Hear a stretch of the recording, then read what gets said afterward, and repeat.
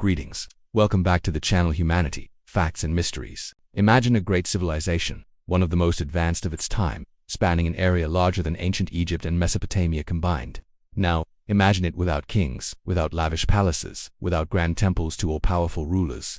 It sounds like fiction, but this was the reality of the Indus Valley Civilization. For over a millennium, from around 3300 to 1300 BCE, this incredible society thrived in what is now modern-day Pakistan and northwest India, creating a world built not on power and hierarchy, but on cooperation and order. How did they do it, and where did they go? Today we journey back in time to unravel the secrets of a civilization that chose community over crowns. When archaeologists first unearthed the sprawling cities of Harappa and Mohenjo Daro in the 1920s, they were stunned. They found meticulously planned cities with grid-like streets, sophisticated drainage systems, and multi-story houses made of uniform, baked bricks.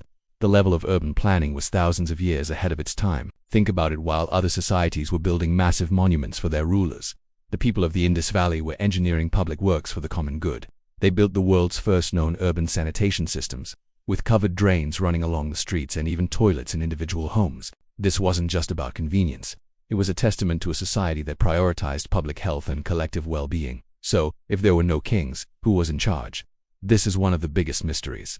Archaeologists haven't found any definitive royal tombs, palaces, or grand statues of rulers. Instead, they've found evidence of a different kind of authority. Perhaps it was a council of elders, a group of prominent merchants, or even a class of priests.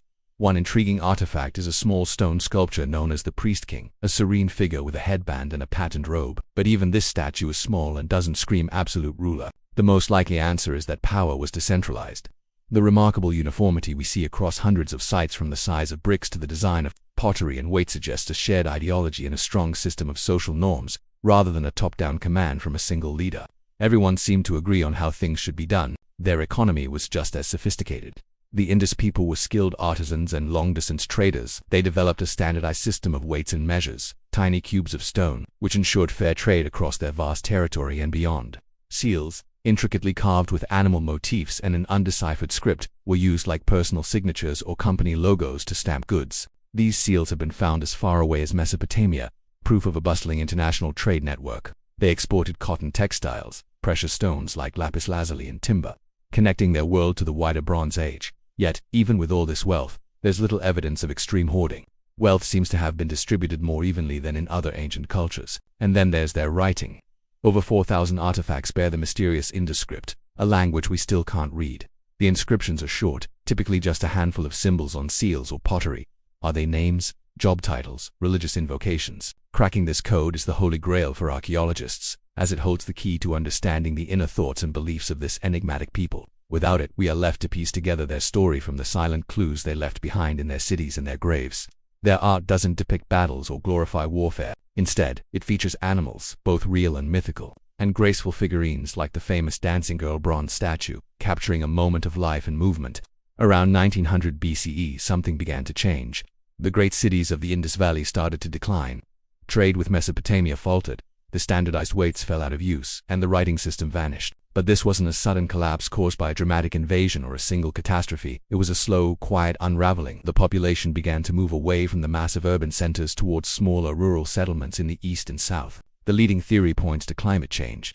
The monsoon patterns, which had reliably watered their fields for centuries, likely shifted, leading to prolonged droughts. The Gagahakra River, a major waterway that sustained many of their cities, dried up. Without a stable water supply, their agricultural base crumbled, and the complex urban system it supported could no longer survive. The Indus Valley Civilization didn't just disappear. It transformed. Its people adapted, their legacy filtering down through the centuries, possibly influencing later cultures in the Indian subcontinent. Their story is a powerful reminder that there are many ways to build a successful society. They showed that order can exist without autocrats, that prosperity can be achieved through cooperation, and that even the greatest civilizations are ultimately subject to the forces of nature. They left us no epic tales of kings and conquests, but a far more intriguing puzzle, a blueprint for a complex, peaceful, and egalitarian society that continues to challenge our understanding of the past. Thanks for joining us on this journey into the lost world of the Indus Valley. If you found this story as fascinating as we do, be sure to like this video, subscribe for more dives into ancient mysteries, and let us know in the comments what you think happened to this incredible civilization. See you next time.